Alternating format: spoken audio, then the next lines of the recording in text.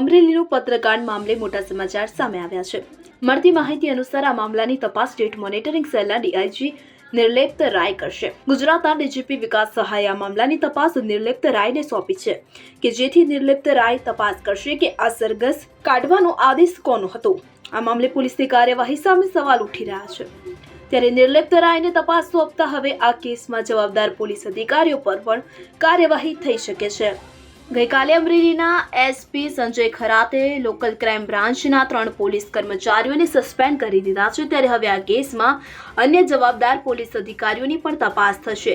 નિર્લિપ્ત રાય વિશે વાત કરવામાં આવે તો નિર્લિપ્ત રાય આ પહેલા અમરેલીના એસપી પણ રહી ચૂક્યા છે। અમરેલીમાં તેમને તમામ ગુંડાઓની યાદી તૈયાર કરવી હતી કે જે ગુંડાઓની રંજાડને કારણે અમરેલીના લોકો ધ્રુજતા હતા। તેમનું સરઘસ બજાર વચ્ચે કાઢી લોકોની માફી મંગાઈ હતી। આમ આક્રોશ સ્વભાવ અને નોન કરટેડની છાપ ધરાવતા નિર્લિપ્ત રાયને આ કેસની તપાસ સોંપાતા હવે આ કેસમાં સચોટ તપાસ થશે તેવી આશા વ્યક્ત કરવામાં આવી રહી છે। હવે જુઓ દેશ દુનિયાની તમામ ખબરો તમારી આંગળીના ટેરવે।